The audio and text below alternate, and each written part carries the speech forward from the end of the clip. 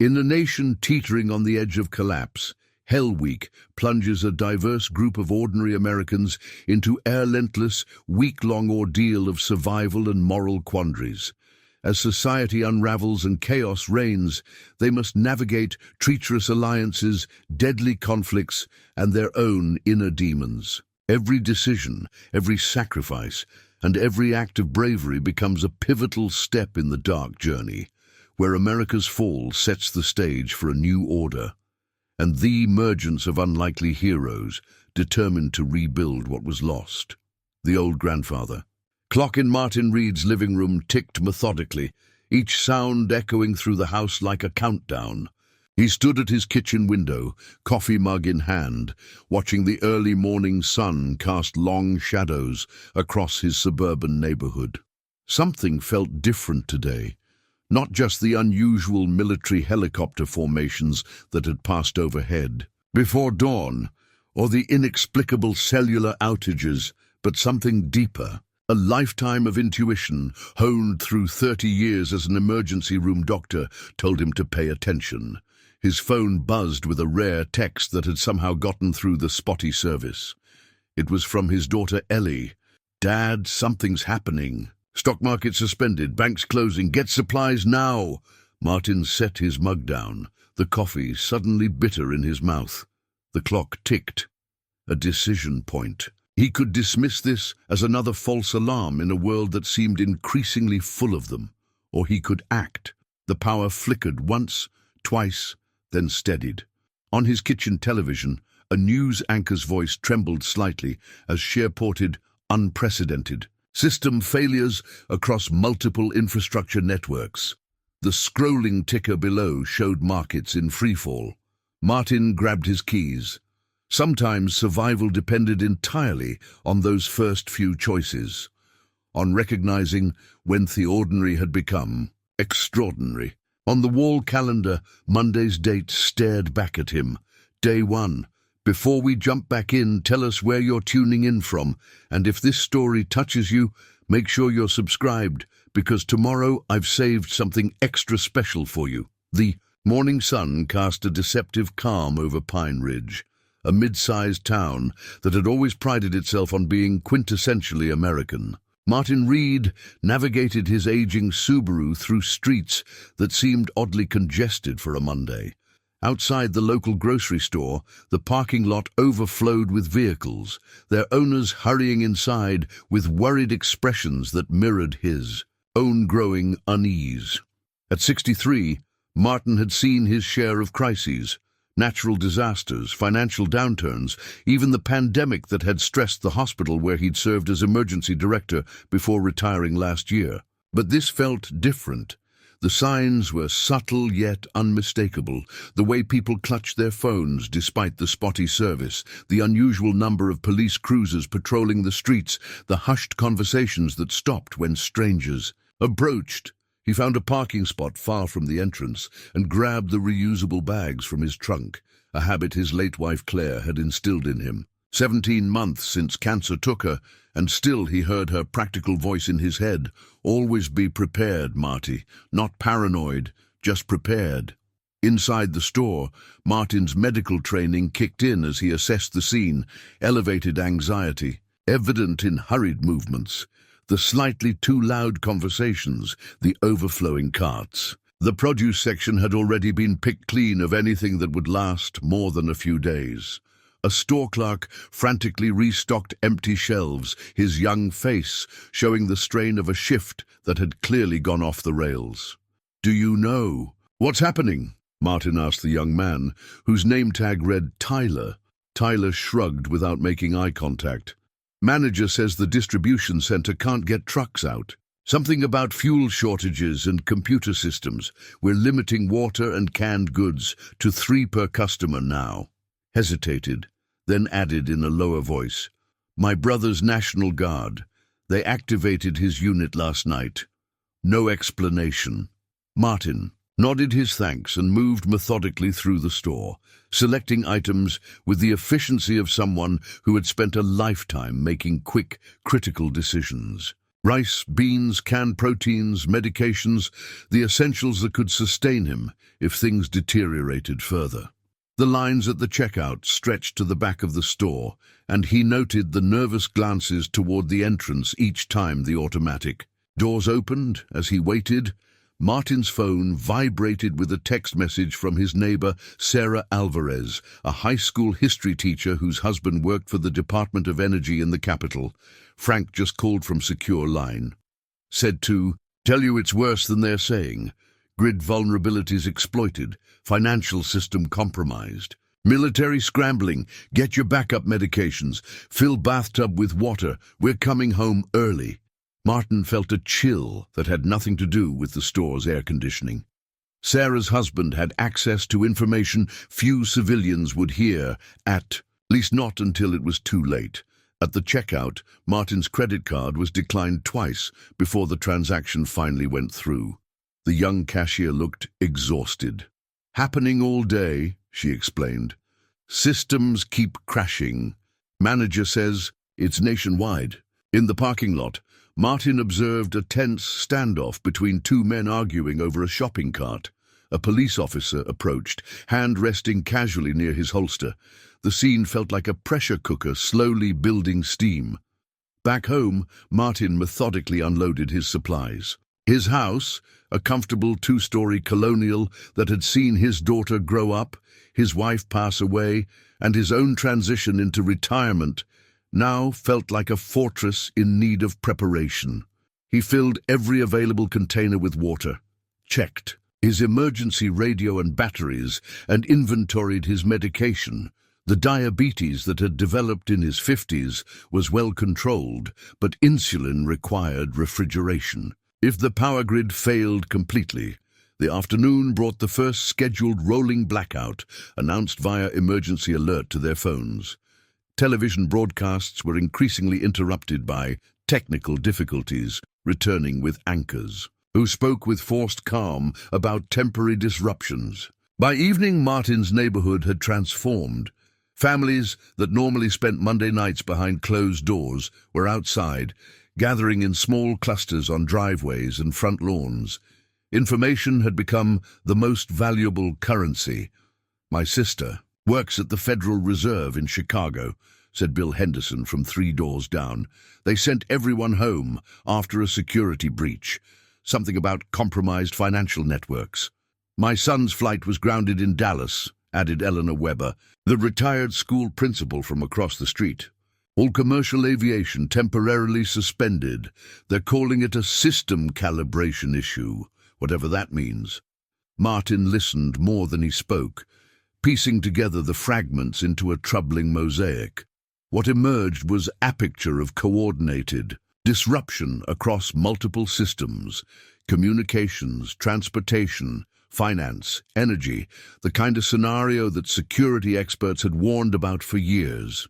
As dusk settled over Pine Ridge, headlights appeared at the end of the street. Sarah Alvarez's SUV pulled into her driveway, returning from what should have been a week-long conference. Her husband, Frank, stepped out, his government-issue briefcase clutched tightly in one hand. His face, even from a distance, told Martin everything he needed to know. Later that evening, Frank sat at Martin's kitchen table, his voice low despite them being alone in the house. "It's a coordinated attack, Martin. Multiple foreign and domestic actors. They've been laying groundwork for years. Sleeper code in vital systems, infrastructure vulnerabilities, strategic personnel placed in key positions. We thought we had contingencies, but they were 3 steps ahead." "How bad?" Martin asked, pouring another finger of whiskey into Frank's glass. "Bad. Banking system will be offline for at least days, possibly weeks. Power grid compromised in all major regions, military communications partially disrupted, and that's just what I know about." Frank took a long sip. "People will panic when they realize. Wednesday at the latest." "What do they want?" Martin asked. Frank's laugh held no humor. "That's the thing. Some want chaos, some want power, some just want to watch it all burn. Different players, different endgames, but the result is the same: a nation on its knees." Martin thought of his daughter Ellie and her family in Portland. over 2,000 miles away.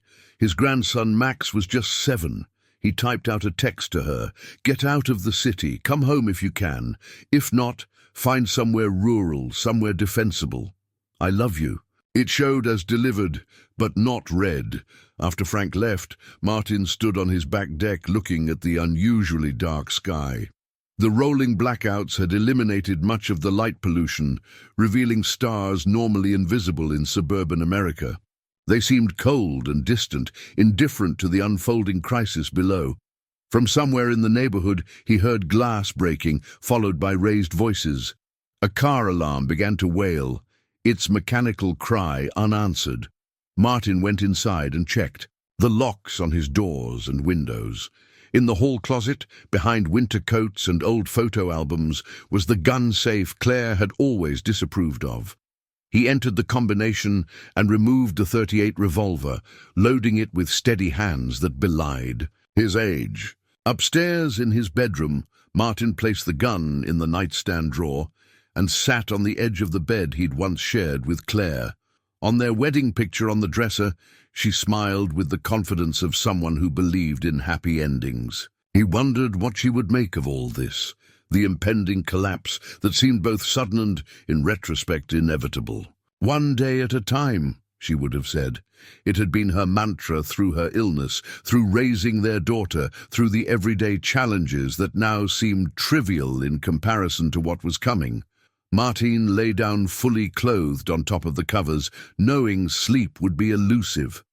Through his bedroom window, the stars continued their cold vigil over a nation holding its breath, unaware that they were witnessing the last normal night before America's fall. In the distance, emergency sirens began to wail.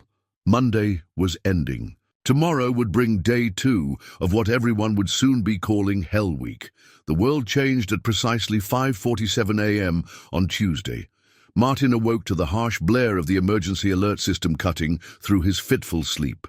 The TV had turned itself on, broadcasting an automated message that scrolled across the screen in block letters. National emergency declared. Shelter in place. Conserve resources. Await further instructions. The power went out before the message completed its 3rd cycle. Martin's bedroom plunged into darkness, the sudden silence more alarming than the warning itself. Through his window, he watched as house after house down his street went dark, not in sections, as with yesterday's rolling blackouts, but all at once. The entire grid had failed. His emergency radio crackled with static when he turned it on, scanning for frequencies until he found a voice, cool, professional, reading what sounded like a prepared statement. Widespread infrastructure failure has necessitated the declaration of a national emergency. The President has authorized emergency powers. National Guard units are being deployed to maintain order and protect vital resources. Citizens are advised to remain in their homes. Curfew will be enforced from 7 p.m. to 6 a.m. until further notice. Martin's cell phone showed no service, but his landline still worked, a testament to older technology's resilience. His first call was to Ellie, but it went straight to an automated message. "All circuits are busy. Please try your call again later." He tried 5 more times, with the same result. The sharp rap on his front door came just as the first light of dawn broke through the trees. Martin peered through the peephole to see Frank Alvarez in a rumpled suit, his government ID still hanging around his neck. "They've recalled all essential personnel," Frank said without preamble, as Martin let him in.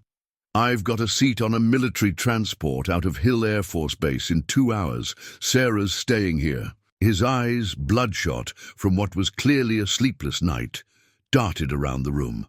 "It's happening faster than we projected, Martin." "What exactly is happening, Frank?" Martin pressed, his doctor's instinct to diagnose the problem fully before prescribing. "A solution." Frank ran a hand through his thinning hair. "The banking system collapsed overnight. Complete failure. ATMs are offline. Credit cards aren't processing. People can't access their money." He paused, "And that's just the beginning. Power grid failures are cascading across the country. Water, Treatment plants are running on backup generators, but fuel supplies are limited. Communication networks are degrading by the hour. Terrorists? Martin asked. Among others, Frank replied cryptically. Foreign state actors, opportunistic criminal organizations, domestic extremists, they're all exploiting vulnerabilities simultaneously. Perfect storm. He checked his watch. Look, I don't have much time. Sarah has emergency supplies and knows the protocol. The neighborhood should form a community watch. Pool resources. Trust will be essential. The sound of breaking glass and alarmed shouting from down the street interrupted them.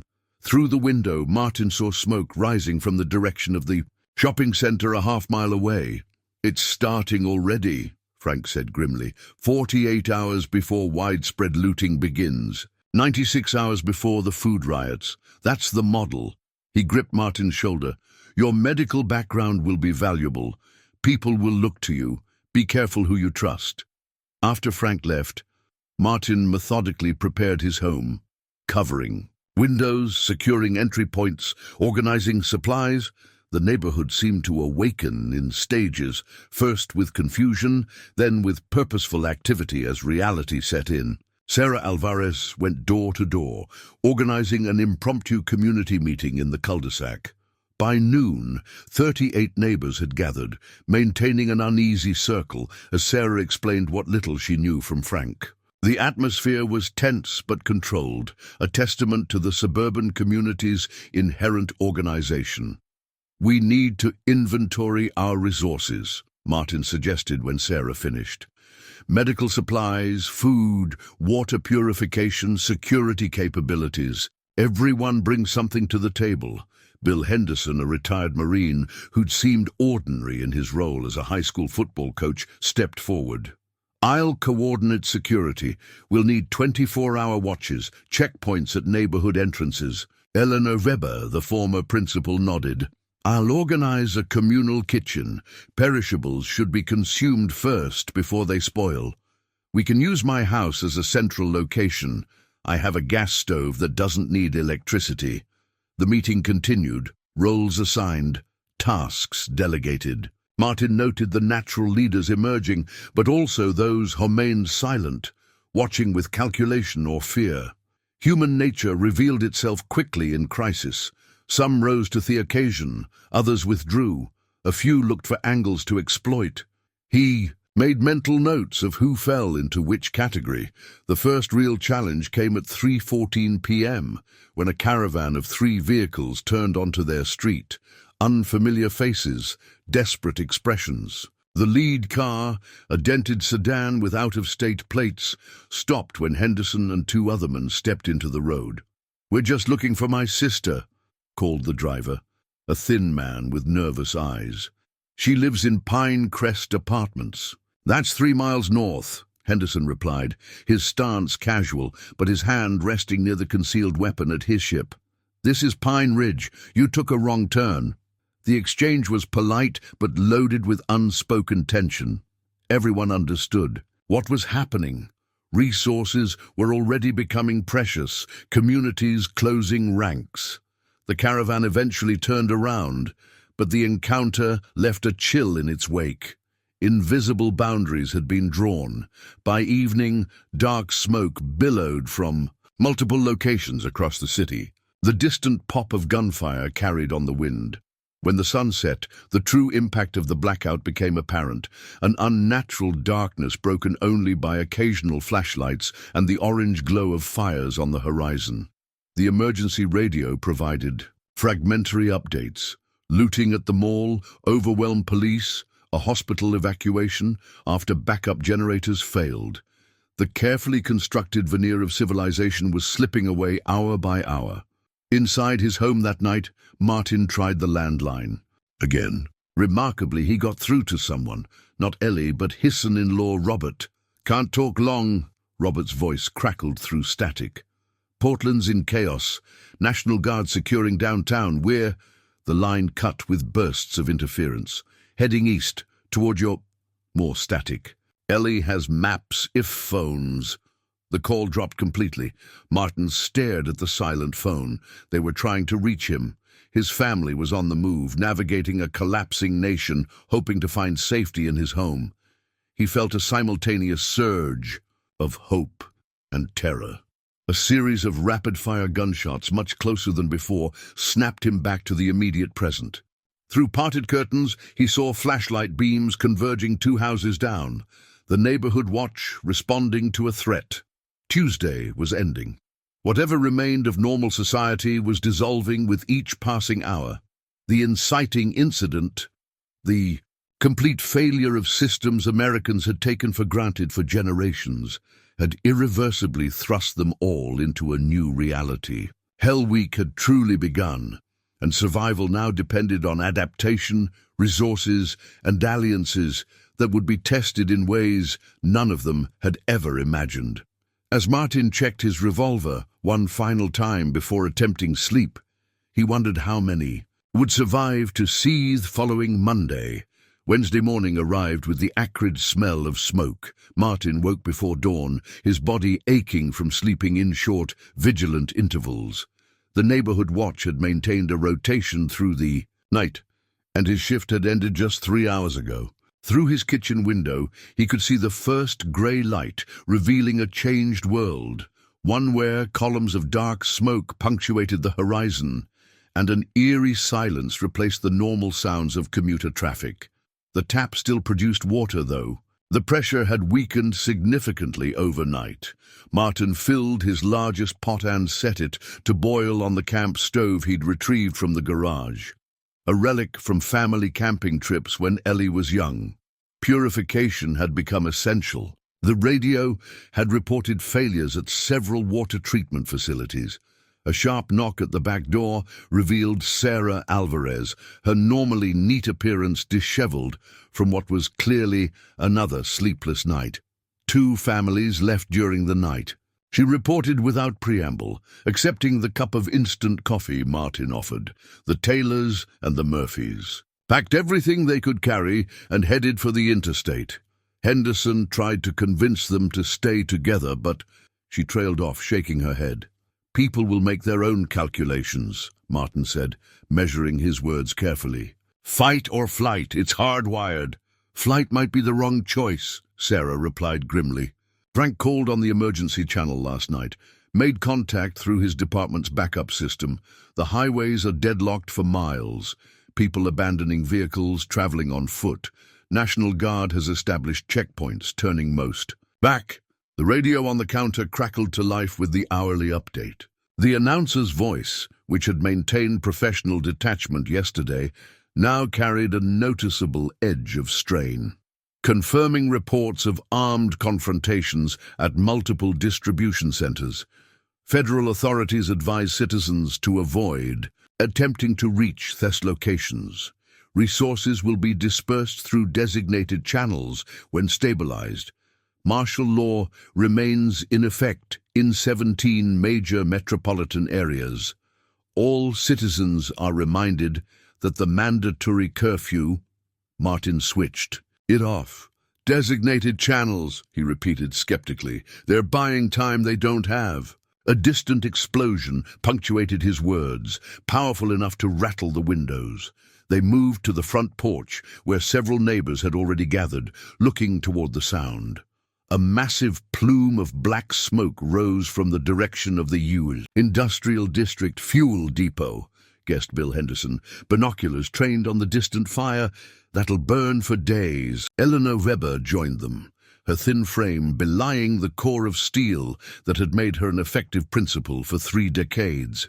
"We need to establish our boundaries more clearly," she said without preamble. 3 strangers were observed at the Peterson place this morning. The house has been empty since they left for their winter home last month. Henderson nodded. "We'll set up proper checkpoints by noon. I've got 6 volunteers with law enforcement or military background. 2-person teams, 8-hour shifts. The day unfolded with a strange mixture of cooperation and underlying tension. The neighborhood had coalesced around immediate practical needs: security, resource inventory, communications. But Martin noticed the subtle fracture lines forming. Those with more supplies were becoming guarded. Those with special skills, medical, mechanical, tactical, found their social currency rising. Those who had little to offer beyond manual labor watched the others with increasing wariness. Eleanor's communal kitchen became the central gathering point, where perishable food was prepared and shared before it could spoil. The atmosphere there maintained a fragile normality that felt increasingly precious. Children played board games under watchful eyes, while adults exchanged information and resources with careful accounting. Martin's medical background quickly made him indispensable. By midday, he had established a makeshift clinic in his garage, inventorying the collective medical supplies from throughout the neighborhood and treating the first wave of minor issues: a child's asthma attack exacerbated by stress, an elderly man whose heart medication had been left behind in the rush to reach his daughter's home, a teenager's sprained ankle from helping construct barricades. "We need to plan for worse," Martin told Sarah privately as they organized the medical supplies. "These are just the beginning.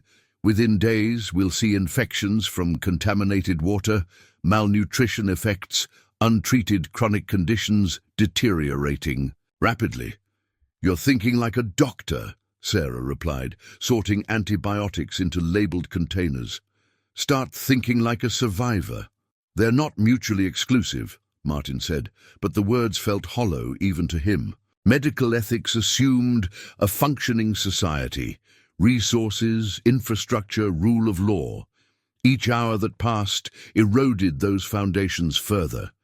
That reality became brutally clear at dusk, when the first serious test of their nascent community arrived, in the form of 3 pickup trucks that roared down their street, bypassing the barricade they'd established at the main entrance. 6 men jumped out at the central cul-de-sac, armed and moving with dangerous purpose. "We know you've got supplies," shouted their apparent leader, a stocky man with a tactical vest over flannel.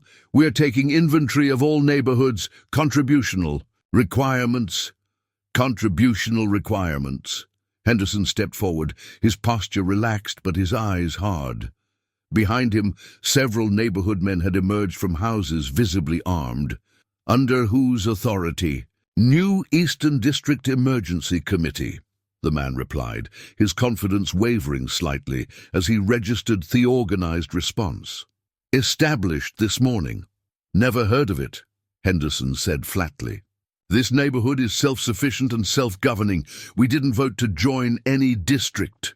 The tense standoff lasted nearly 10 minutes, neither side willing to initiate violence, but neither willing to back down. Martin watched from his porch, medical bag ready, calculating trajectories and likely casualties if the situation exploded. The revolver pressed against the small of his back felt simultaneously reassuring and terrible. In the end, the intruders withdrew, but not before issuing a clear threat. "Resources get shared one way or another. We'll be back with more convincing arguments." The encounter catalyzed immediate changes. Additional barricades were established at all possible entry points. A formal watch rotation was implemented with clear chains of command and response protocols. Houses with particularly vulnerable residents were identified for priority protection. "They'll be back," Henderson told the emergency council they'd formed, meeting in Eleanor's living room by lamplight. "That was a probing action, testing our resolve, our organization. Next time, they'll come in force. We should consider reaching out to neighboring communities," Martin suggested. "Form alliances, trade networks. Isolated groups won't survive long-term. Or we become targets by advertising what we have," countered Richard Dawson, a retired investment banker whose calculating nature had initially irritated Martin but now seemed valuable.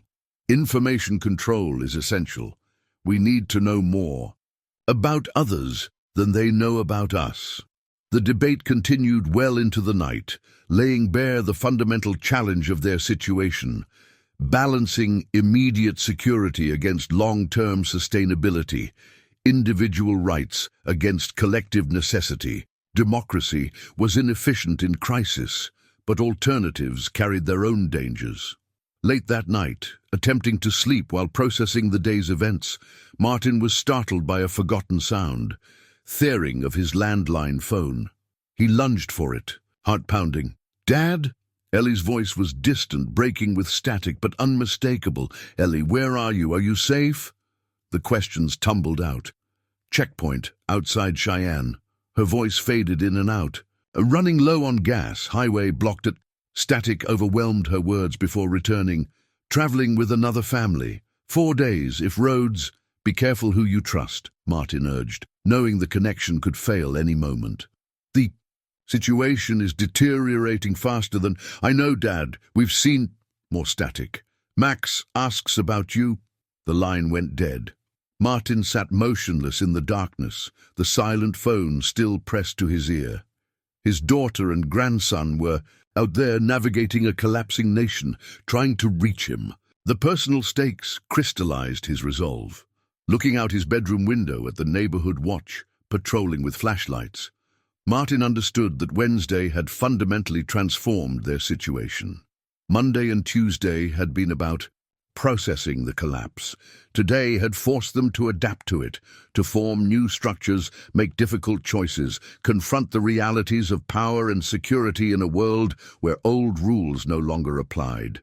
The smoke on the horizon had grown, visible, even in the darkness as a dull orange glow. Whatever America had been before was burning away. What would emerge from the ashes remained to be determined by those with the strength, foresight, and moral compass to shape a new order from chaos.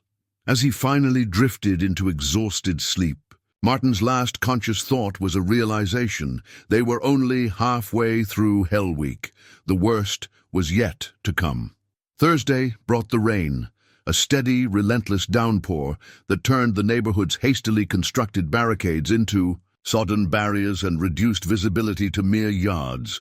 In some ways, Martin thought as he made his morning rounds, the weather was a blessing. It would dampen the fires still burning across the city, replenish water collection systems they'd hurriedly established, and most importantly, discourage movement. Both defenders and potential attackers would prefer shelter to conflict in such conditions. The neighborhood's central command had migrated to the Weber house, where Eleanor's spacious living room accommodated their growing organizational needs. Hand-drawn maps of the area covered one wall, with defensive positions, resource caches, and vulnerable points clearly marked. Another wall displayed their inventory lists, dwindling food supplies, medical resources, weapons and ammunition, fuel, batteries. The numbers told a stark story. They could maintain their current consumption for perhaps 2 weeks. After that, difficult decisions loomed.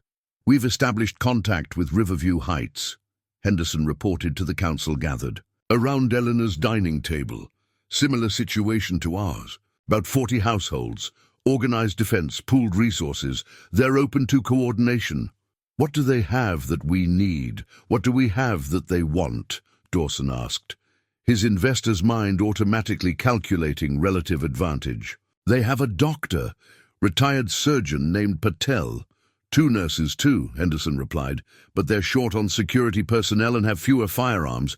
They also have access to the river, which gives them better water options than our reliance on municipal systems and rainfall.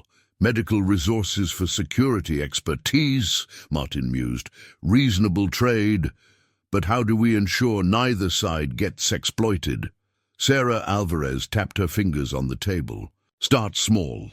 Limited exchanges, supervised transfers. Build trust incrementally." The practical discussion of survival logistics continued for an hour. Decisions made by rough consensus, with Henderson and Eleanor emerging as natural leadership voices. Martin noticed how quickly they'd adapted to this new reality, creating governance structures, establishing protocols, planning for contingencies. Human resilience was remarkable when necessity demanded it. The routine that had developed over the past 3 days, guard rotations, supply distribution, water collection, information sharing, continued despite the rain. But Martin sensed a subtle shift in atmosphere. The initial shock and adrenaline were fading, replaced by a deeper, more pervasive anxiety. Reality was setting in. This wasn't a temporary emergency, but a fundamental shift in their world. That afternoon, Martin's clinic saw its first serious case. 16-year-old Jason Chen arrived supported by his father, pale and shivering despite the mild temperature. "Started yesterday," Mr. Chen explained, as Martin helped the boy onto the examination table in the garage. "Fever, stomach cramps." He kept saying it was nothing. Martin's examination was thorough despite limited resources. "When did he last drink water, and from what source?" "We ran out of bottled yesterday. Been using what comes from the tap, but boiling it first," Mr. Chen replied, worry-itching his face.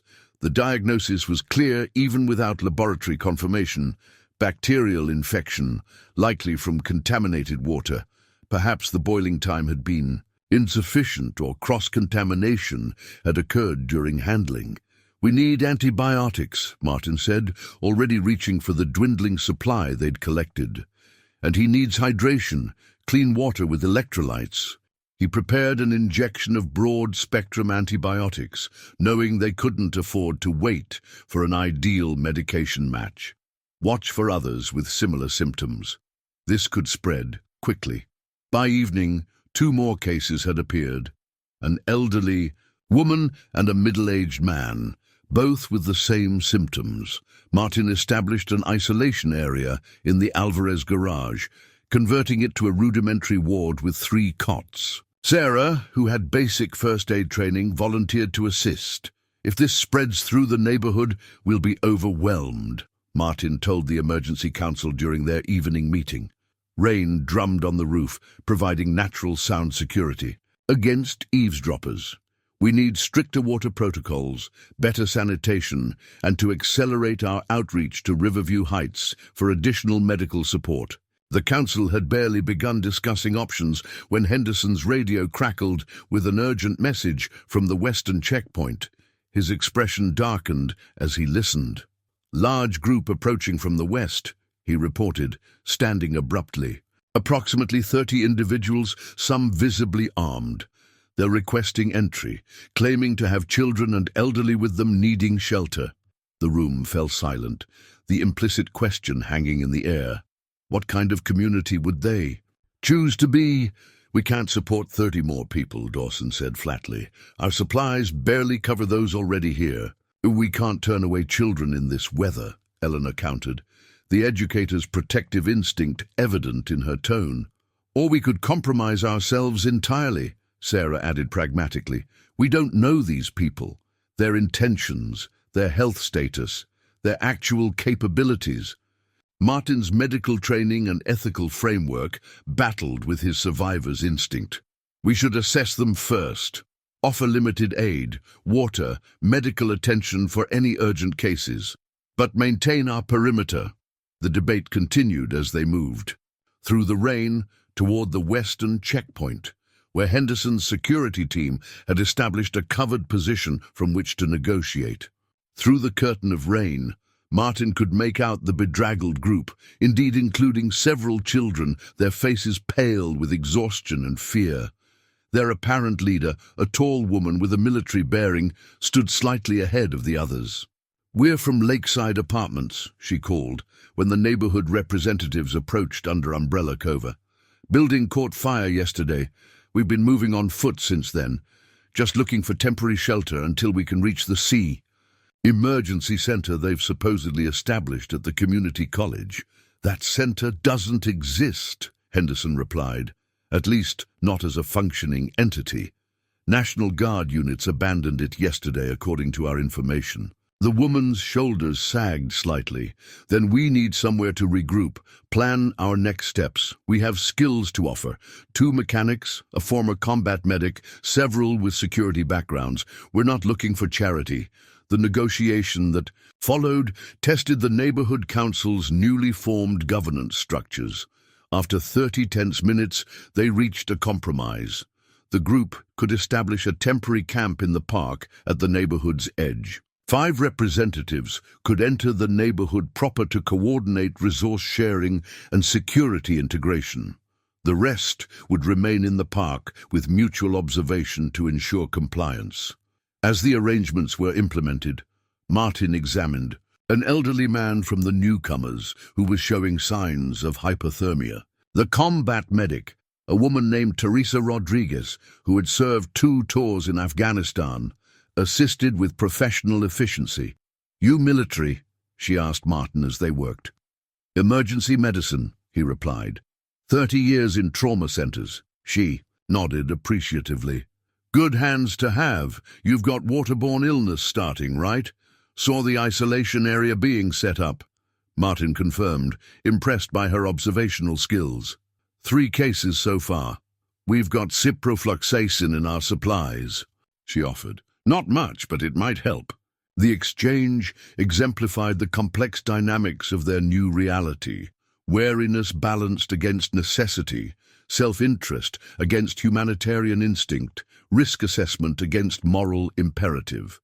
The arrival of the lakeside group changed the neighborhood's calculations, introducing new variables that could either strengthen or endanger their fragile stability. That night, Martin couldn't sleep despite his exhaustion. The rain continued its steady percussion on the roof, oddly comforting in its constancy. He thought of Ellie and Max, somewhere on the highways between Portland and here, perhaps caught in this same weather system. Were they safe? Had they found shelter? Was their traveling group trustworthy? His landline phone hadn't worked since that brief connection yesterday. The silence from his family felt like a physical ache. A soft knock at his back door pulled him from these thoughts. It was Sarah Alvarez, her rain jacket dripping on the Porsche. "Teresa Rodriguez, the combat medic," she said without preamble. "She has information." In the kitchen, illuminated by a single oil lamp, Teresa looked both exhausted and wired, the familiar state of a medical professional running on reserve energy. "Before communications went completely dark, I had contact with a National Guard medical unit," she explained in a low voice. "College friend serving as their communication officer. What's happening? It's not just infrastructure failure. There's an organized element accelerating the collapse." "Frank mentioned something similar," Sarah said, exchanging a glance with Martin. Teresa leaned forward. "They're targeting key response capabilities, emergency coordination centers, distribution hubs, communication nodes. It's systematic. And according to my contact, several federal response units have simply disappeared, gone radio silent after reporting unusual activity." "To what end?" Martin asked, the physician in him seeking diagnosis before treatment. "Chaos creates opportunity," Teresa replied grimly, "for those positioned to exploit it." The implications hung heavy in the kitchen's still air. Their local crisis was part of something larger, more coordinated, more purposeful than mere system failure. "We need to get this information to the council," Sarah said finally. "Carefully," Martin cautioned. "Information is currency now. We need to consider how it's used, who has access." They talked for another hour, comparing fragments of intelligence, constructing a more comprehensive picture of the situation beyond their neighborhood boundaries. What emerged was troubling. Not just collapse, but calculation. Not just failure, but intent. Someone was steering the chaos, though to what specific destination remained unclear. As Thursday night yielded to Friday's grey dawn, Martin stood on his porch watching the rain slacken to a drizzle. Their neighborhood stirred with early activity. Guard changes, water collection from rain barrels, the carefully measured distribution of breakfast rations from the communal kitchen. 4 days had passed since the initial collapse. In that brief span, they had created rudimentary governance, security protocols, resource management, and now diplomatic relations with other groups. They were adapting, organizing, surviving, creating. Order from chaos through collective will and necessity. But Martin's conversation with Teresa had revealed a disturbing countercurrent beneath their local efforts. The collapse hadn't been merely systemic failure, but orchestrated disruption. And if that was true, their neighborhood's hard-won stability existed at the pleasure of forces that might have very different plans for America's future. As the sun broke, weakly through the clouds, Martin watched children helping collect rainwater, their faces serious with purpose. Whatever darkness was spreading across the nation, their small community had found its footing. The question now was whether they could maintain it against both the impersonal pressures of survival and whatever shadowy intentions might lie behind. The collapse itself. The 5th day of Hell Week was beginning, and with it, the true test of what they had built. The first explosion ripped through the morning calm at 8:17 a.m. on Friday. Martin was checking on his isolation ward patients when the concussion rattled windows and set car alarms wailing. He sprinted outside to see black smoke rising from the eastern edge of the neighborhood, precisely where they'd established their strongest defensive position. Multiple vehicles approaching from all access points. Henderson's voice crackled. Over the radio network they'd established, this is a coordinated assault. All security teams to designated positions. Civilian Protocol Alpha in effect. Protocol Alpha. The emergency response they'd rehearsed, but hoped never to implement. Martin ran toward his house, where he'd staged medical supplies for exactly this scenario. Across the street, he saw Eleanor shepherding several children into her reinforced basement, her movements calm but urgent. A second explosion, closer this time, threw Martin to the ground. His ears rang as he struggled to his feet, disoriented. Through the smoke, he saw figures moving with military precision at the intersection. Not the disorganized looters they'd anticipated, but a coordinated force using tactical formations. Inside his house, Martin grabbed his medical backpack and the revolver from his nightstand.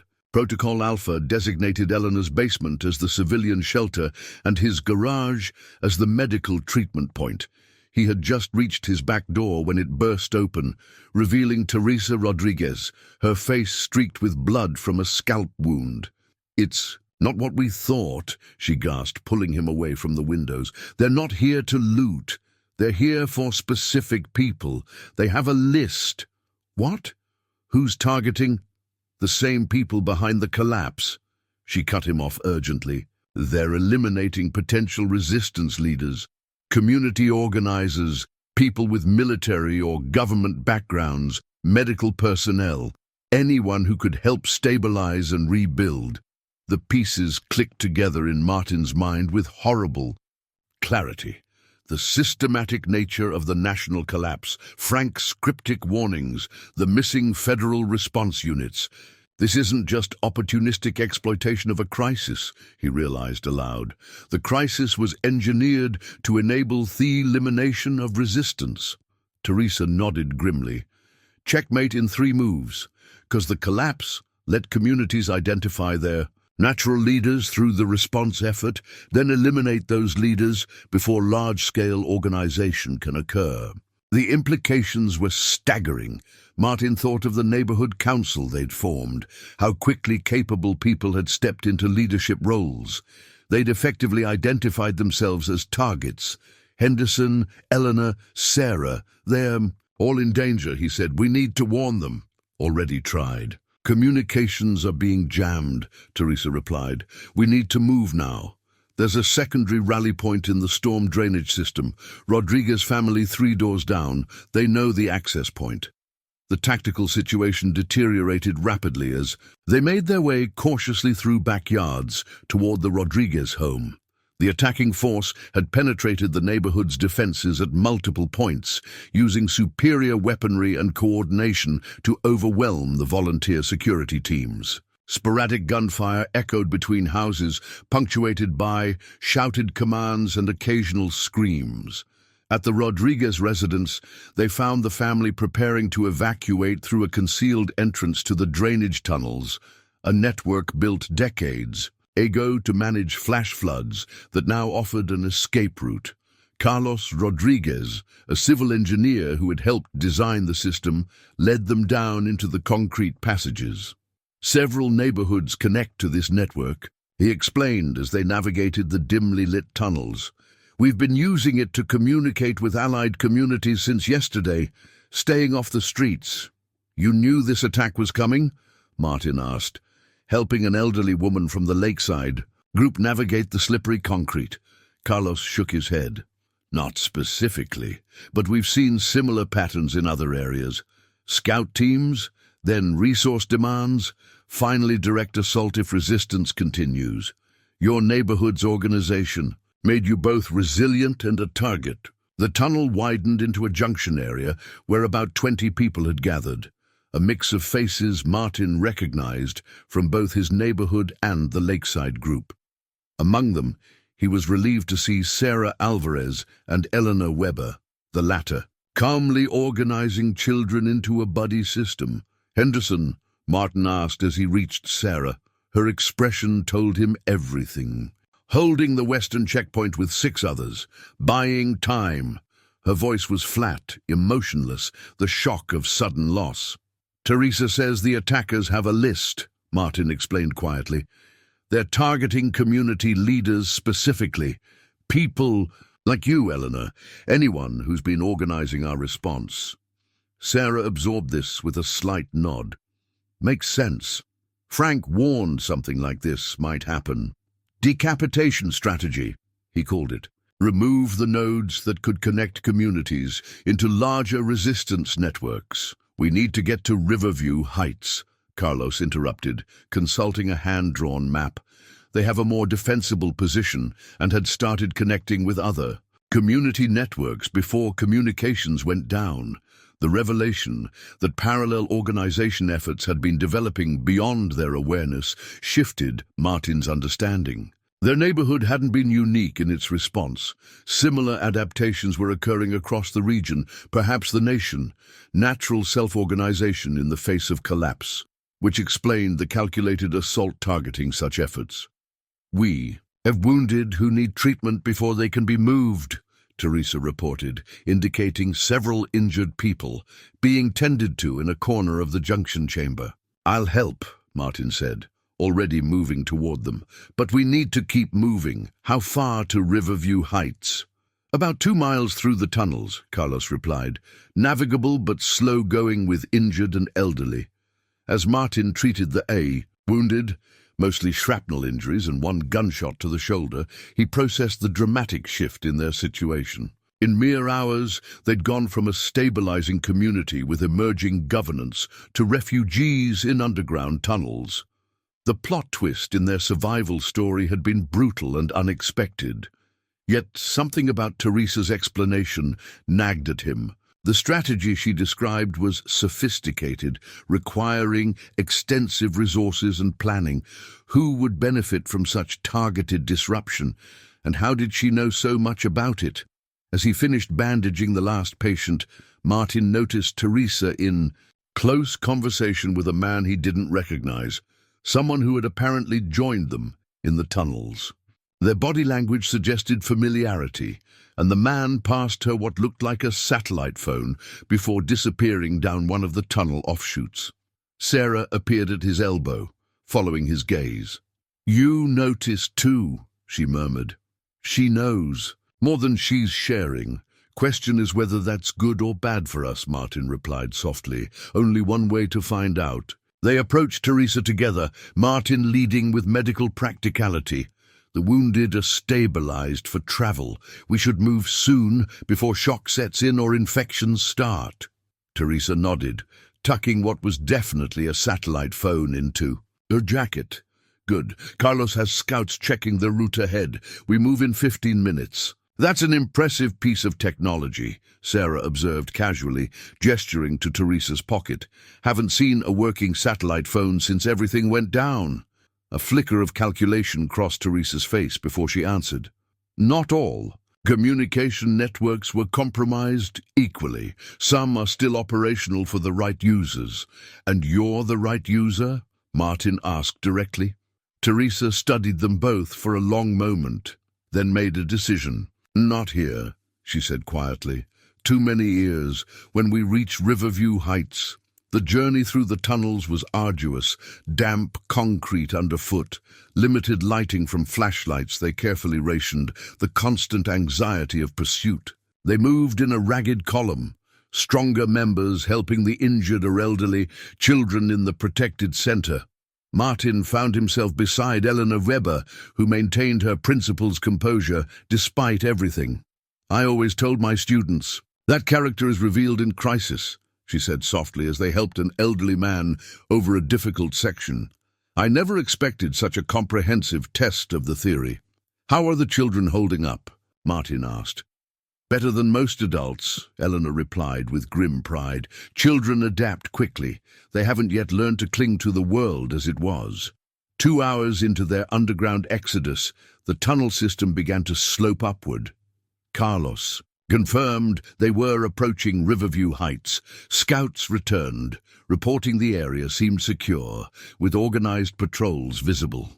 Martin sought out Teresa, who had been moving between different sections of their group during the journey, seemingly checking on people, but perhaps also avoiding direct conversation with him and Sarah. "We're nearly there," he said, falling into step beside her.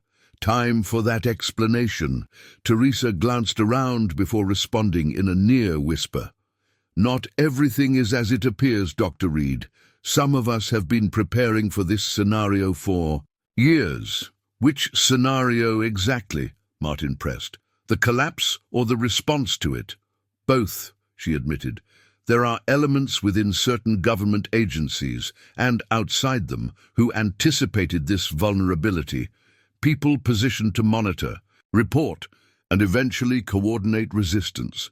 Sarah had silently joined them, her expression skeptical.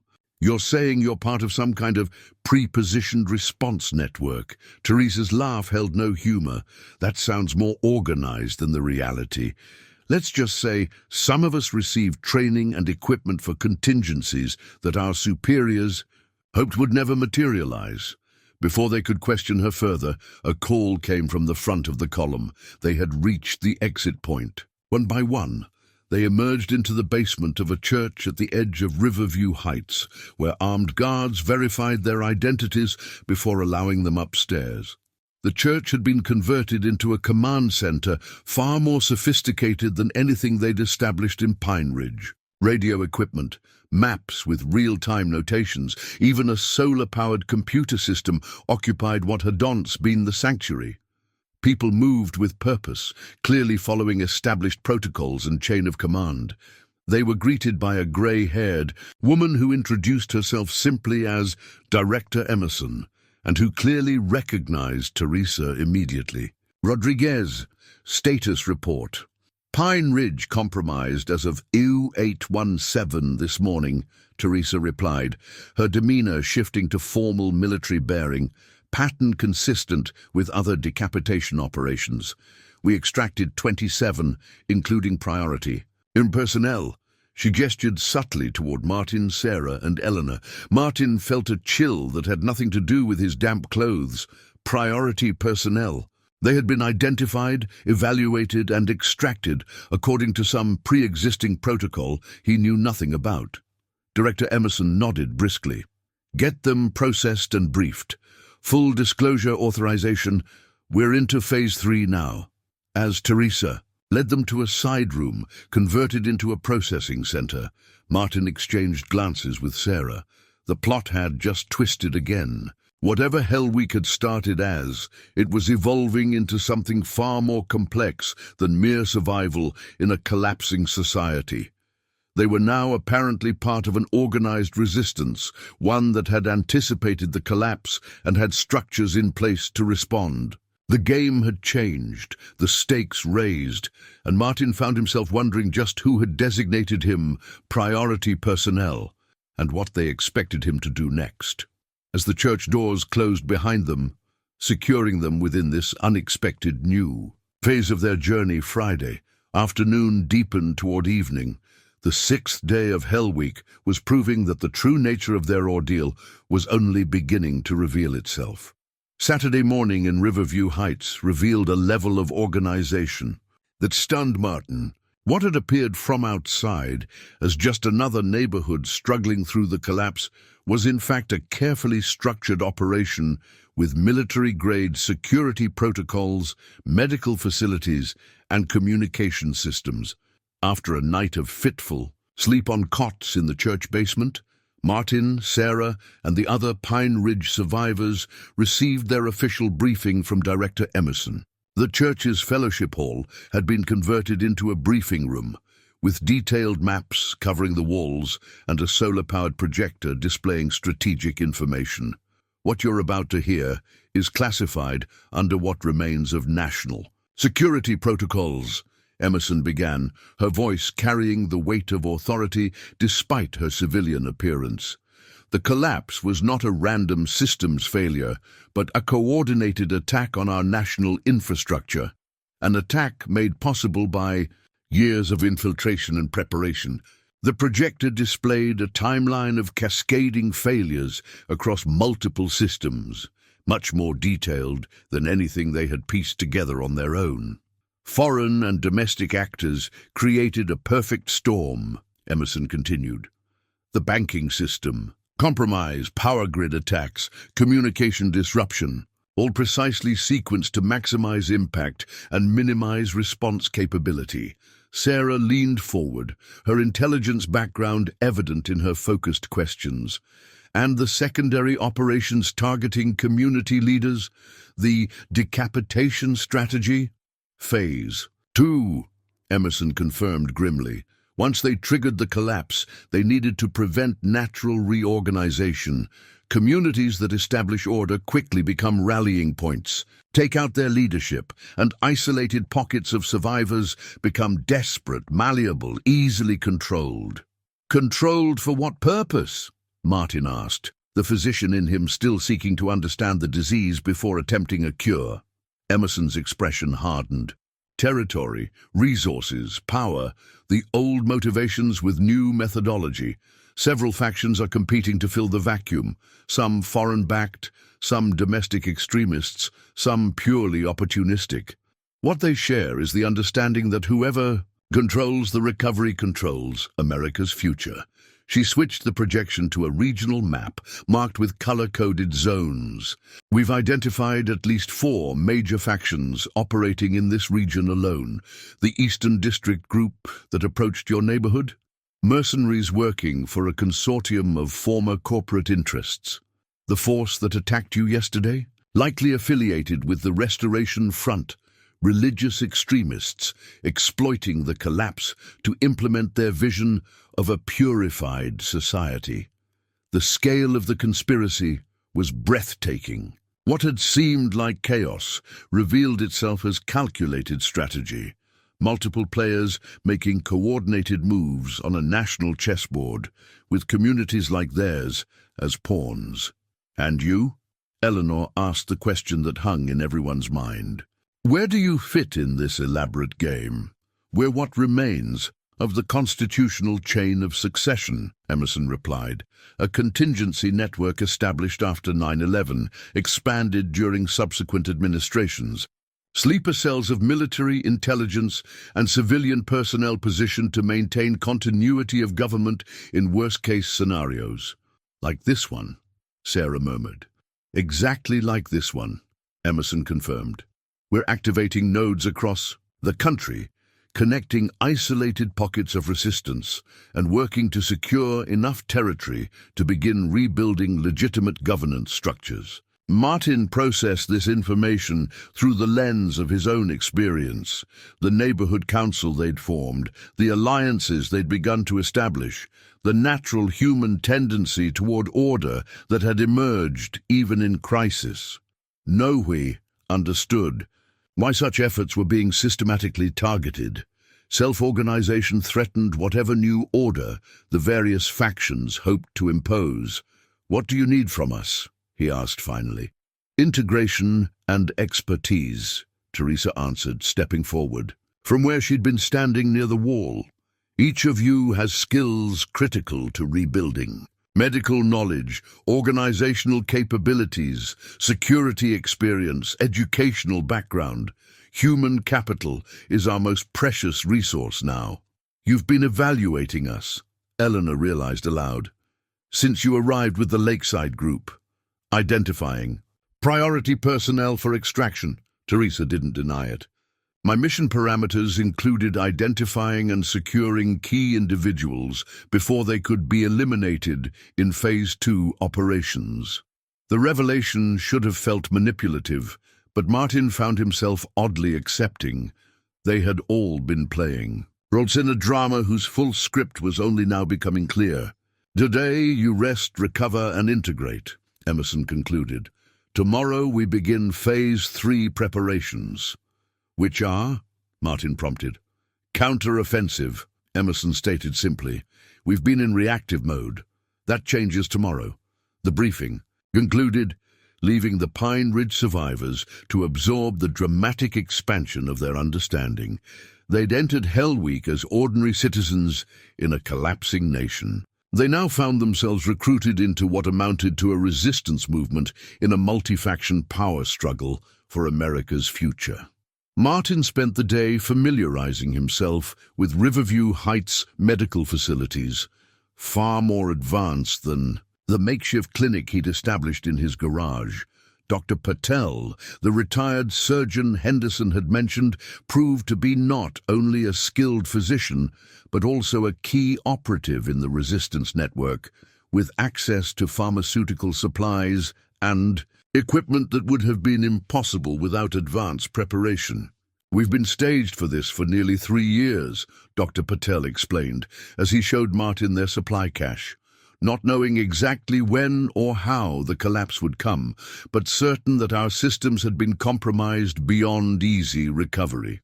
And no one could prevent it, Martin asked, examining a well-stocked crash cart that would have been impressive even in normal times. Prevention required acknowledging the vulnerability, Patel replied with a sad smile, which required admitting how deeply infiltrated our institutions had become. Political impossibility.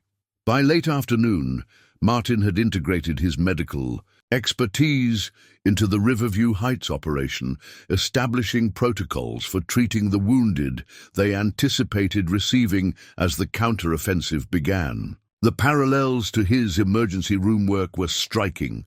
Triage systems, resource allocation, care prioritization, though the context was dramatically different.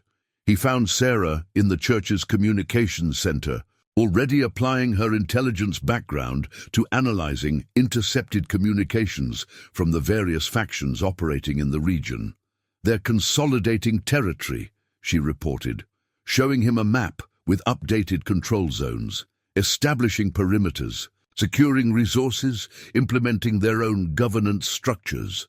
Classical insurgency methodology, just accelerated due to the pre-collapse preparations. And our counteroffensive? Martin asked. 3-pronged, Sarah replied, indicating strategic points on the map. Secure key infrastructure nodes, establish communication with other resistance clusters, and disrupt the competing factions' command and control systems. The technical discussion of strategy continued, but Martin found his thoughts repeatedly returning to Ellie and Max. Somewhere out there, his daughter and grandson were navigating this dangerous new landscape, hopefully still, making their way toward him. The regional map on the wall showed multiple faction checkpoints along the likely routes from Portland, each a potential danger point for travelers. "We need to locate my family," he said finally, interrupting the strategic discussion. "They're traveling from Portland. Last communication placed them near Cheyenne." Sarah's expression softened with understanding. "I'll check with intelligence. If they've passed through any Allied checkpoints, there might be records." Evening brought a community meal in the church sanctuary, reminiscent of their communal kitchen in Pine Ridge, but with more structure and security. Martin observed the Riverview Heights operation with professional appreciation. They had achieved what his neighborhood had been working toward: sustainable systems, clear protocols, integrated expertise. The advantage of preparation was evident in every detail. As they ate, Director Emerson circulated among the tables, checking in with key personnel. When she reached Martin, her businesslike demeanor softened slightly. "Dr. Reed, I understand you're concerned about family members in transit." Martin nodded, surprised that information had traveled so quickly. "My daughter and grandson, last known, position near Cheyenne, attempting to reach Pine Ridge. We have allied operations in that corridor," Emerson said. "I've authorized a priority search notification through our network. If they make contact with any of our checkpoints, they'll be flagged for expedited routing to this location." The simple humanity of the gesture touched Martin deeply. Whatever else this resistance organization might be, it still recognized the fundamental importance of family connections, the human bonds that ultimately gave their larger mission meaning.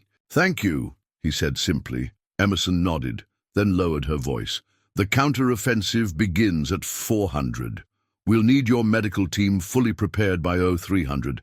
Casualties are expected." The stark reminder of what tomorrow would bring settled heavily on Martin's shoulders. They were moving from survival to active resistance, from reacting to the collapse to fighting against those who had engineered it. The stakes were escalating dramatically. Late that night, unable to sleep despite exhaustion, Martin found himself on the church's roof observation post. The night was clear, stars brilliant in the absence of light pollution from the darkened city below. Fires still burned in some districts, their distant glow marking territories controlled by various factions. He was surprised to find Teresa already there, her silhouette sharp against the night sky as she scanned the horizon with night vision binoculars. "Checking for movement patterns," she explained without lowering the binoculars. "Each faction has distinctive operational signatures: patrol timing, vehicle usage, communications protocols." Martin leaned against the parapet beside her. "Were you always part of this contingency network, or were you recruited?" Teresa finally lowered the binoculars, regarding him thoughtfully. "Afghanistan, 2018. My field hospital was overrun. Standard insurgent tactic. Target medical facilities to demoralize civilian populations. I was treating children when they came through the walls." She paused. "I killed 3 of them with a surgical saw before reinforcements arrived. After that, certain people took an interest in my capabilities." The matter-of-fact recounting of such trauma spoke volumes about Teresa's psychological resilience, exactly the quality the contingency network would have valued. "And now we're fighting a different kind of insurgency," Martin observed. "On American soil. Different players, same game," Teresa replied. "Territory, resources, hearts and minds, the fundamentals don't change." She handed him the binoculars, directing his attention to the Western District. "See those patrol patterns, synchronized 3-vehicle units. That's the Restoration Front. Religious zealots with military precision. They'll be our primary opposition. Tomorrow." Martin studied the distant vehicle movements, recognizing the tactical formation. "What makes you think they targeted a neighborhood specifically? We weren't a military threat." "You were establishing legitimate governance," Teresa explained. "Consensual organization, democratic processes, ethical resource distribution. That's anathema to their worldview. They require chaos or authoritarian control. Nothing in between can be permitted." The insight crystallized something Martin had been processing since the collapse began: the fundamental human tension between organization and entropy, between collaborative governance and authoritarian control. Their neighborhood council had been an expression of the former. The attacking factions represented the latter. "So tomorrow we fight for the right to self-determine," he said finally. "To choose our own structures rather than have them imposed." "Exactly," Teresa confirmed. "Phase 3 isn't just about territory or resources. It's about preserving the possibility of choice." As Martin returned the binoculars, a series of light flashes from the eastern perimeter caught their attention. A signal from the forward observation post. "Movement," Teresa interpreted, instantly alert. Large convoy approaching from the east, not using faction protocols. She activated her radio. Command, this is Rooftop. Unidentified convoy approaching eastern checkpoint. Request verification. The radio crackled with Emerson's voice. Verified. Allied forces from Mill Creek Junction. Final elements for tomorrow's operation. Teresa relaxed slightly, but continued scanning other sectors. Reinforcements. Good timing.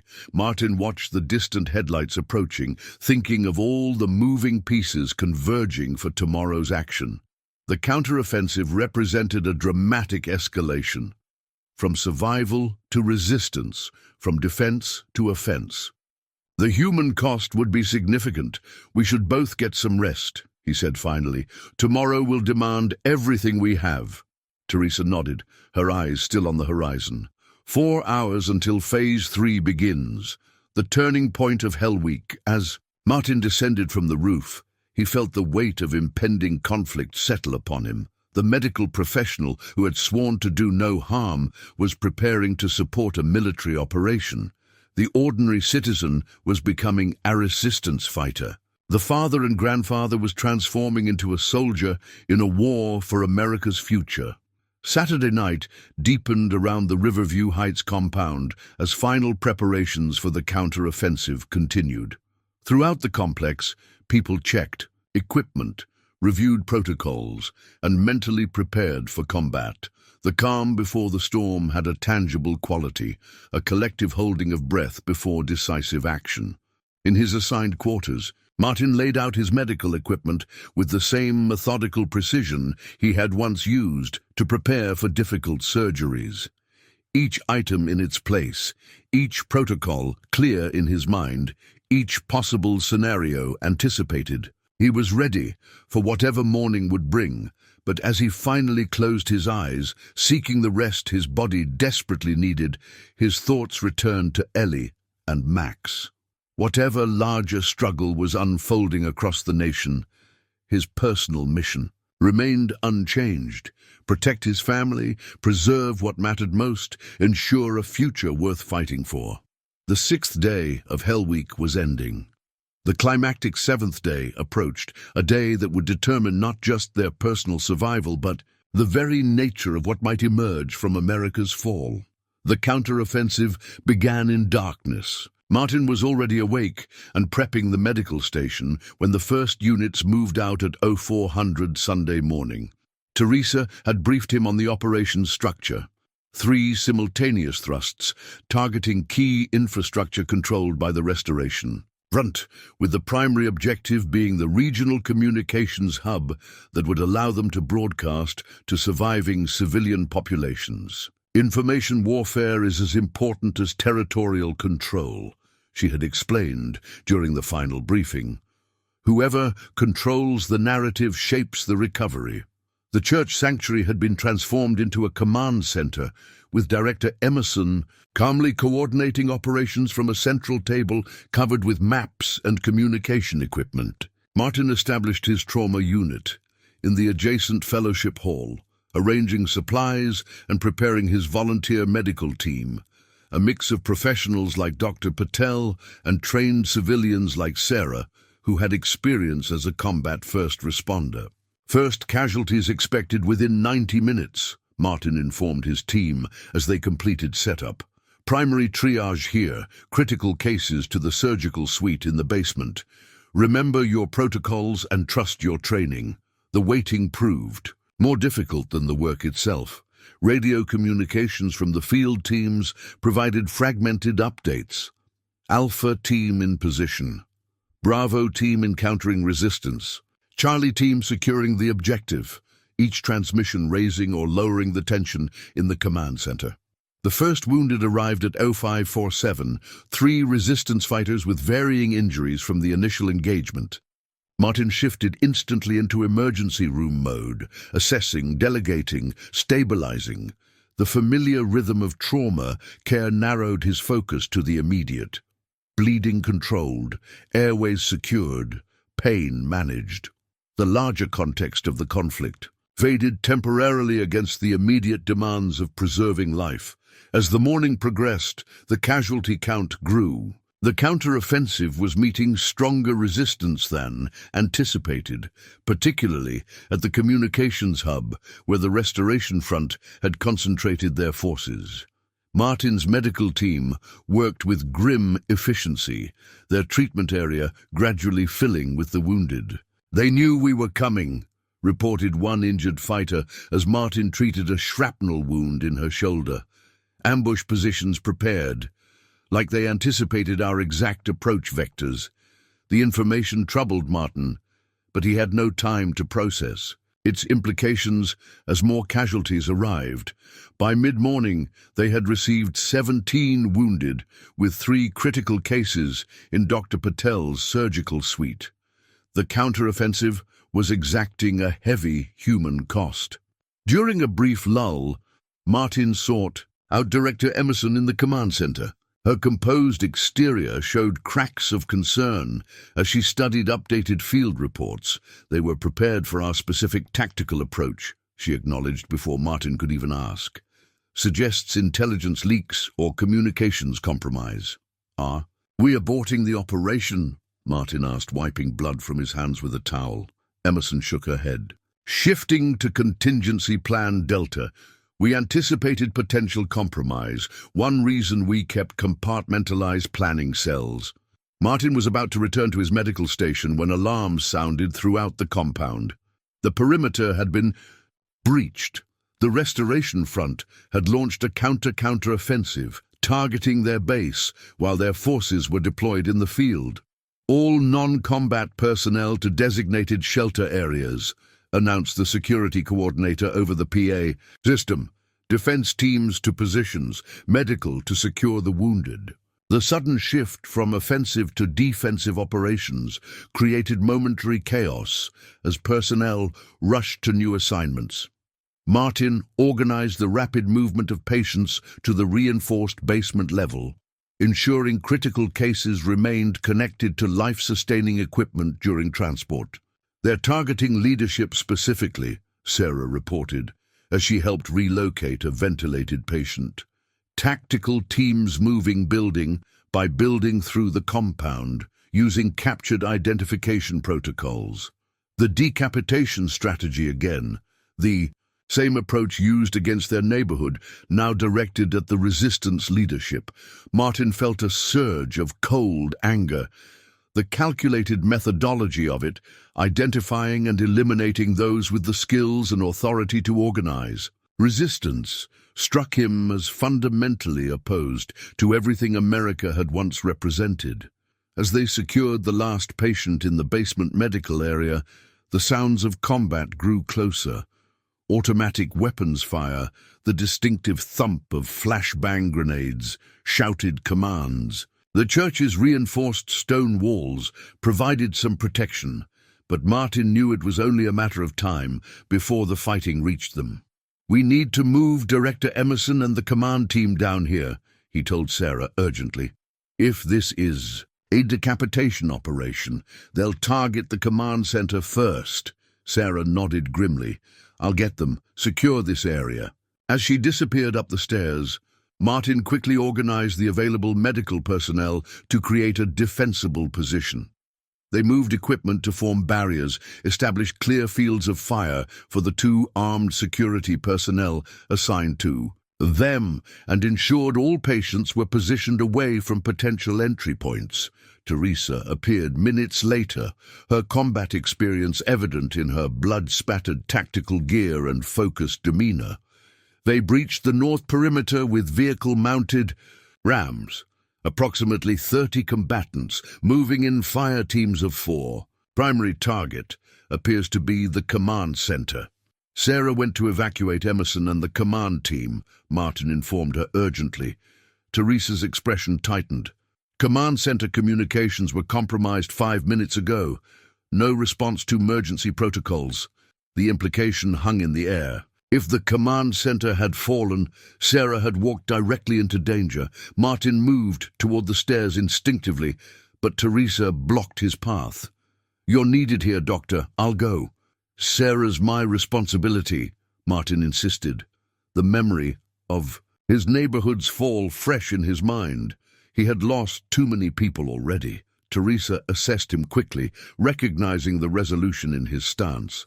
3 minutes, reconnaissance only. Then we fall back to defensive positions. They moved upstairs together, Teresa leading with her weapon ready, Martin following with a trauma kit. The sounds of conflict had changed. Fewer automatic bursts, more single shots, mop-up operations. Neither spoke the obvious. They might already be too late. The corridor to the command center showed signs of intense fighting. Bullet holes in walls, blood smears on the floor, abandoned weapons. They advanced, cautiously checking each side room for hostiles. The command center's double doors had been breached with explosive charges, hanging partially from their hinges. Teresa signaled for Martin to wait as she performed a rapid peek through the damaged doorway. Her expression told him everything. Multiple and casualties. Hostiles still present, at least 6. Martin's medical training warred with tactical reality. People needed help inside, possibly including Sarah, but rushing in would only create more casualties. Back door through the pastor's study, he whispered, recalling the church's layout. We can assess from there. They backtracked and circled around, using the building's old-fashioned floor plan to their advantage.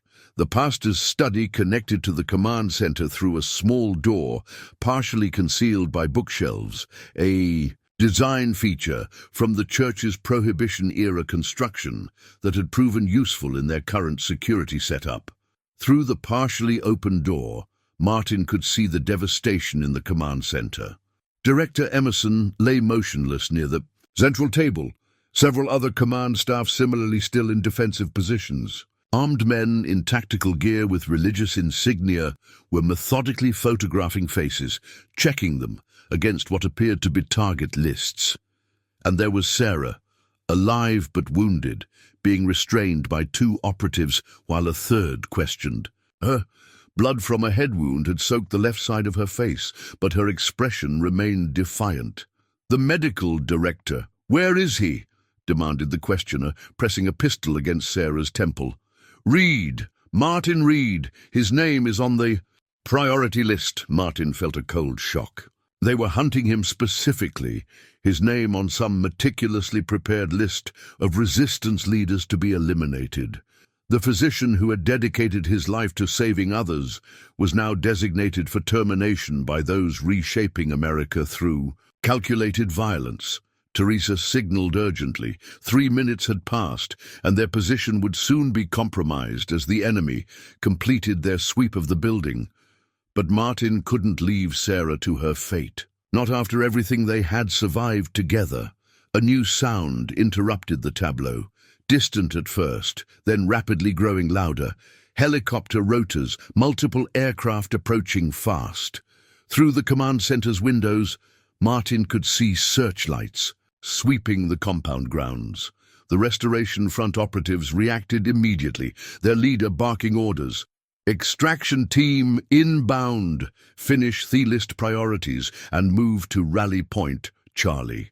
The man questioning Sarah raised his weapon to execute her, a loose end to be tied off before their departure. Martin reacted without conscious thought, bursting through the concealed door with Teresa covering him. Looking for me, he called, drawing their attention away from Sarah. What followed was a blur of violence and desperate action. Teresa engaged multiple targets with precision fire. Martin tackled Sarah's would-be executioner, his years of emergency room grappling with violent patients providing unexpected combat skills. Sarah, despite her wound, broke free and joined the fight with remarkable effectiveness. The helicopter forces, belonging to an allied resistance group arriving as reinforcements, stormed the building, catching the Restoration Front team in a crossfire. The tide turned in seconds, the carefully planned decapitation operation collapsing against unexpected resistance.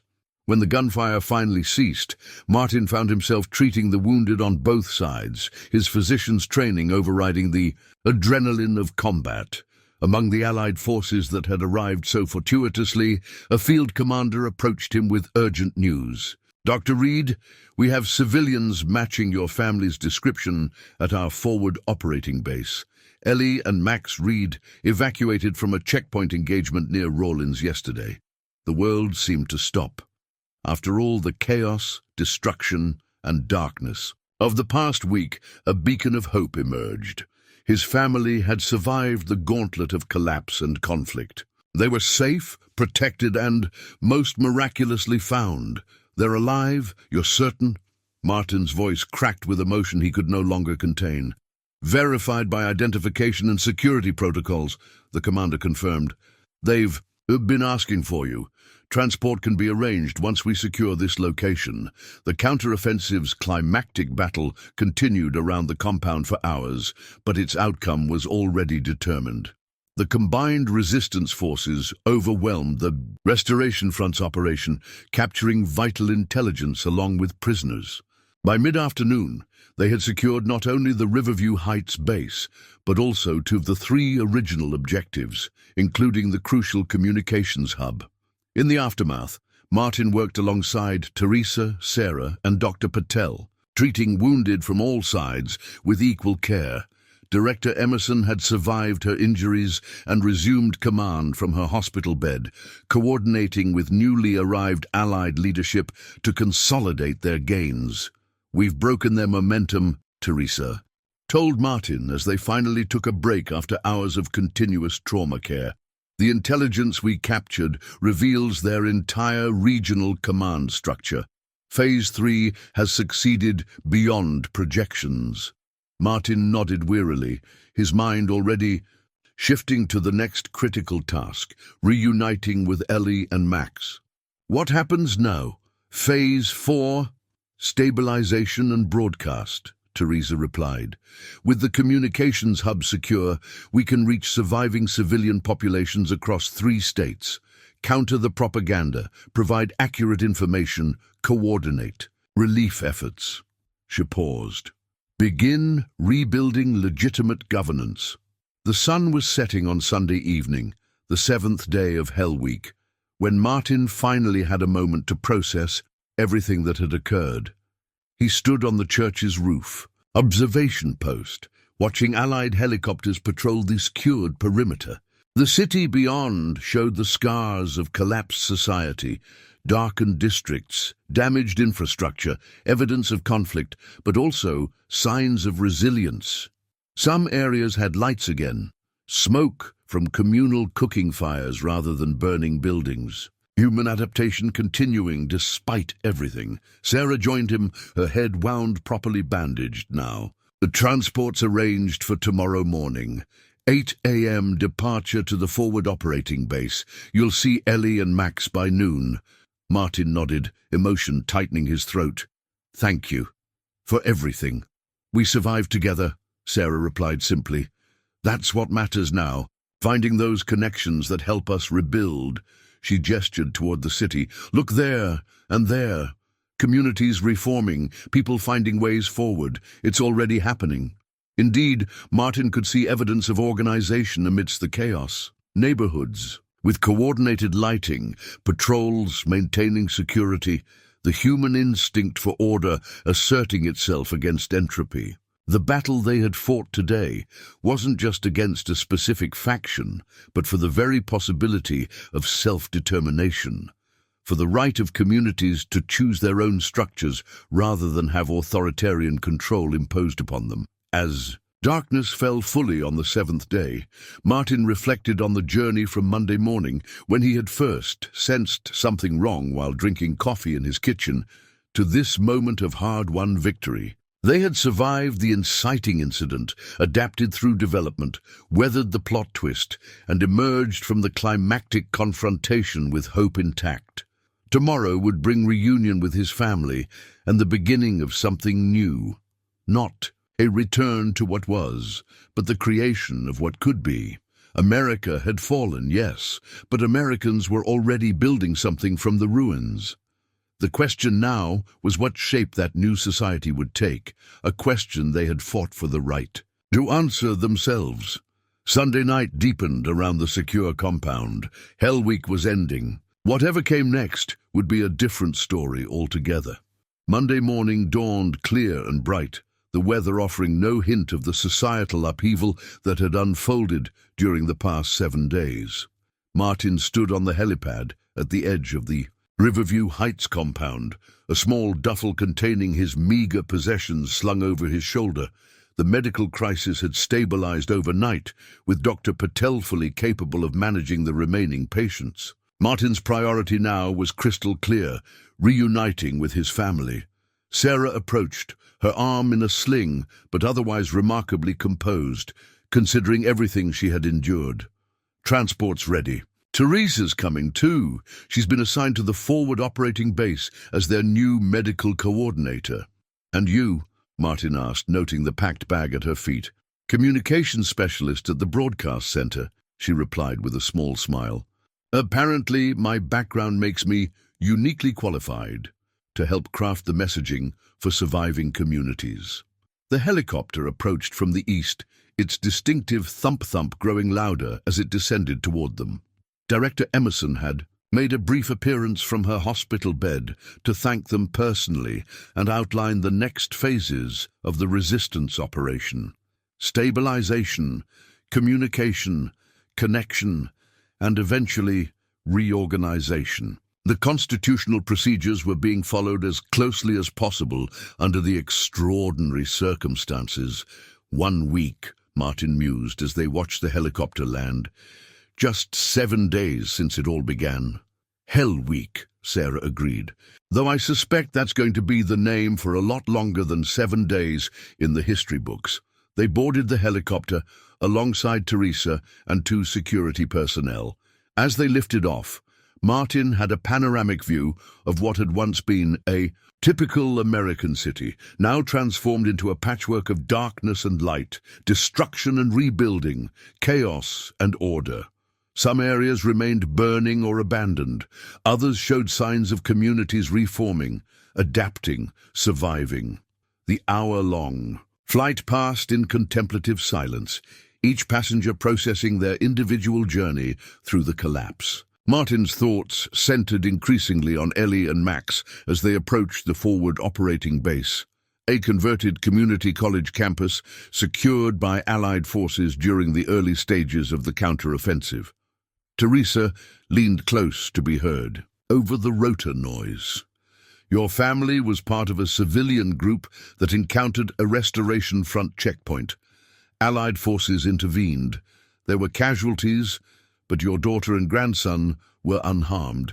Martin nodded gratefully, his heart rate accelerating as the helicopter began its descent toward the campus athletic field, now serving as a landing zone.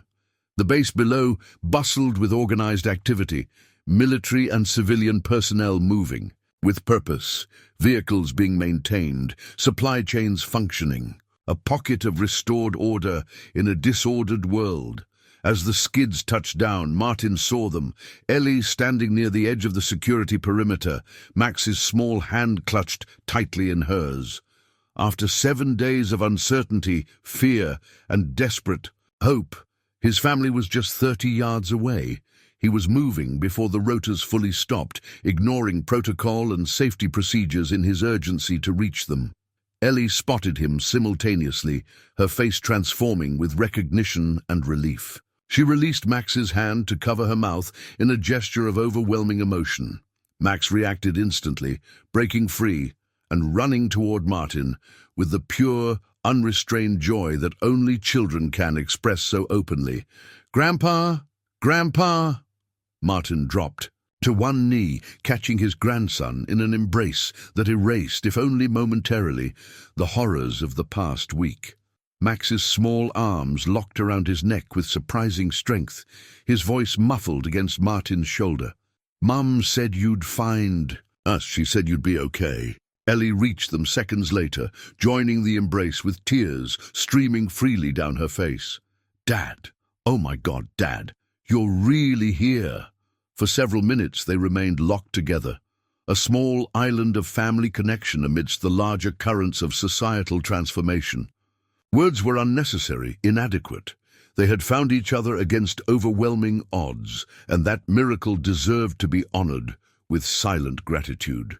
When they finally separated enough to speak properly, Max launched immediately into his 7-year-old's account of their journey, the camping-like adventure of sleeping in the car, the super-loud planes that flew overhead, the nice soldiers who gave him chocolate from their rations.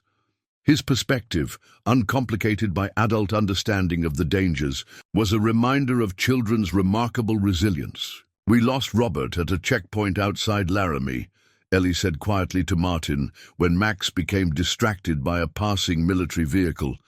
He went to help another family whose car had broken down. Shooting started. Confusion. He told Usto keep going without him. That was 3 days ago. Her voice trembled but held.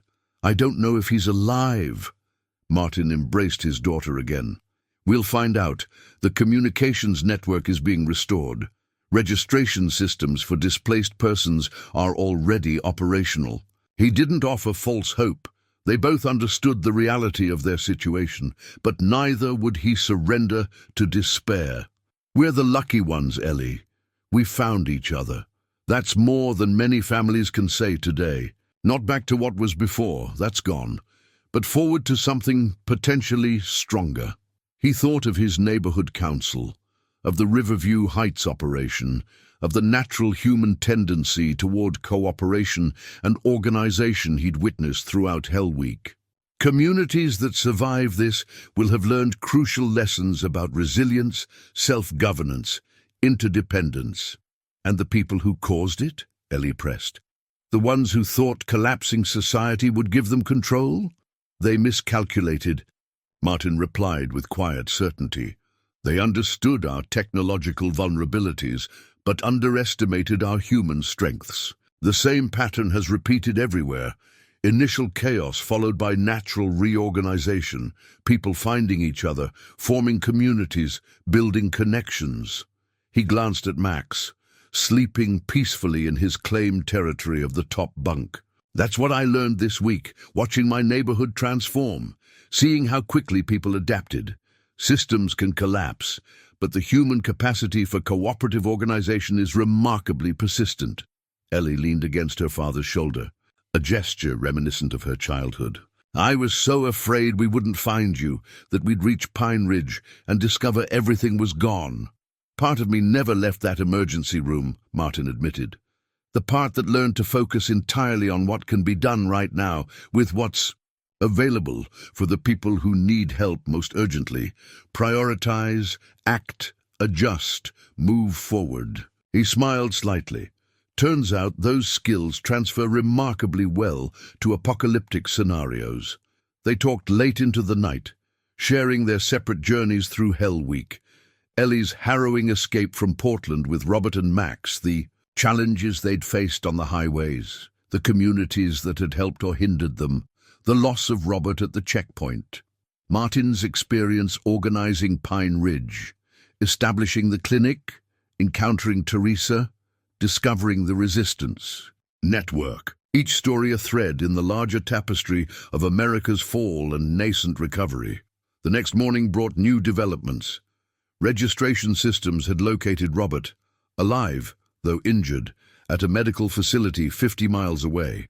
Transport would be arranged when his conditions stabilized. The communications network had expanded overnight, connecting 3 more regional centers. Supply lines were being secured, allowing for more reliable distribution of essential resources. Martin received new orders. His medical expertise was needed at the base hospital, where his emergency trauma experience would help train civilian volunteers. Ellie's background in logistics earned her a position in supply chain management. They were being integrated into the recovery infrastructure, their skills contributing to the rebuilding effort. Standing outside their quarters in the morning sunlight, Martin watched Max playing with other children who had found refuge at the base, organizing a game with rules they created themselves, negotiating disputes, cooperating toward common goals. The microcosm reflected the macrocosm. Even children instinctively created systems of order from disorder. Sarah approached, her arms still in a sling, but her expression energized. Communications network expanded again overnight. We're reaching almost 60% of surviving communities. Now, remarkable progress, Martin observed. Turns out people are eager to reconnect, Sarah replied. To find what remains, to rebuild connections, to establish new networks. She smiled slightly. Human nature, I suppose. We're inherently social creatures. Even in collapse, Martin agreed. Maybe especially then.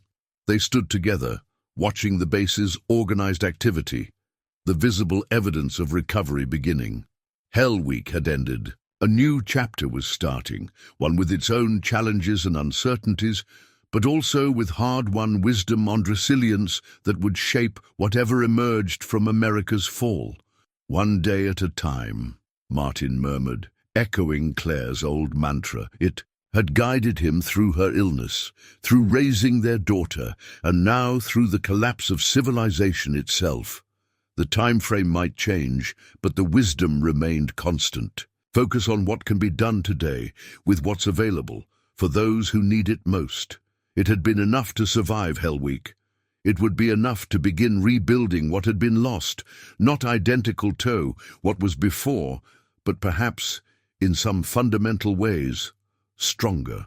Teresa approached cautiously, respecting the family reunion, but carrying official information. Dr. Reed, your family has been assigned quarters in the civilian residential block. Basic but private.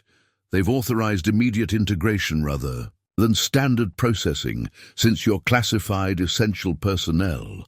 The bureaucratic language struck Martin as almost comically incongruous with the emotional magnitude of themament, but he appreciated the practical considerations. Thank you, Teresa, for everything. She nodded professionally, but her expression softened as she looked at Max. Young man, your grandfather is quite the hero. Did you know that? Max beamed with pride. My grandpa fixes people. He's a doctor. Yes, he is, Teresa agreed with a rare smile, and a very brave one. As they walked toward the residential area, Martin observed the forward operating base with professional interest. What had been a community college campus just a week ago had transformed into a multifunctional headquarters, combining military, medical, civilian, and administrative operations. People queued at registration points, received medical attention at field stations, collected rations from distribution centers. Organization emerging from chaos, the human pattern repeating itself. Their assigned quarters were indeed basic. AI converted dormitory room, with 2 sets of bunk beds, minimal furnishings, and shared bathroom facilities down the hall. But it offered privacy, security, and most importantly, a space where they could be together as a family. Home sweet home, Ellie said with gallows humor as they entered the small room. At least until she left the sentence unfinished. The future beyond immediate survival, still too uncertain to articulate with confidence. Max claimed a top bunk immediately, testing its bounce factor with scientific thoroughness. His resilience was both heartwarming and instructive, adapting to new circumstances without being weighed down by what had been lost. That evening, they joined other civilians and personnel in the campus cafeteria, now functioning as a communal dining facility. The atmosphere struck Martin as remarkably ordinary, given the extraordinary circumstances. People sharing meals, exchanging information, forming connections. The basic social fabric rewinding itself after being so violently torn. A special announcement interrupted the dinner hour. The communications hub had been fully secured, and technical teams had restored regional broadcasting capability. Director Emerson would address all surviving communities at 8 p.m. At the appointed hour, screens throughout. The base displayed Emerson's image, composed despite visible injuries, her authority evident in her calm demeanor. Martin watched with Ellie and Max, acutely aware they were witnessing a historic moment. "Fellow Americans," Emerson began, her voice steady, "I speak to you as the Acting Secretary of Continuity, authorized under Constitutional Emergency Provision 7.4 and the Presidential Succession Act.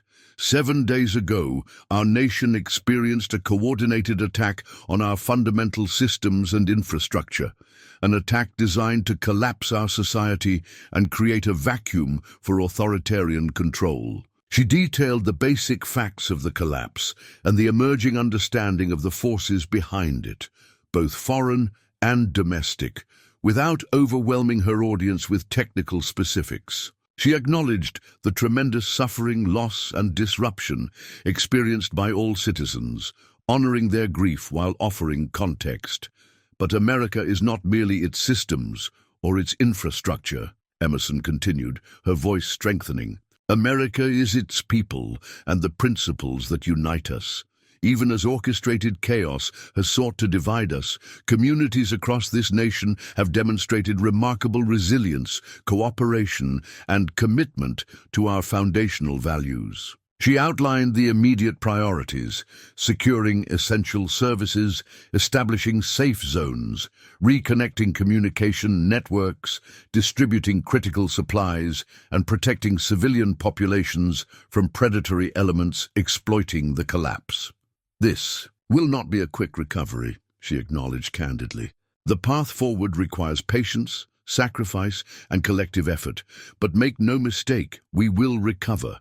We will rebuild, and in doing so, we will address the vulnerabilities that made this attack possible." The broadcast concluded with practical information: emergency frequencies, registration procedures for displaced persons, security protocols, resource distribution points. Structure being reimposed on chaos, one broadcast at a time. After Max had fallen asleep, exhausted by the day's emotions and activities, Martin and Ellie sat together on the lower bunk, speaking quietly in the dim light. "Do you think it's true?" Ellie asked. "That we'll really recover from this?" Martin considered the question thoughtfully.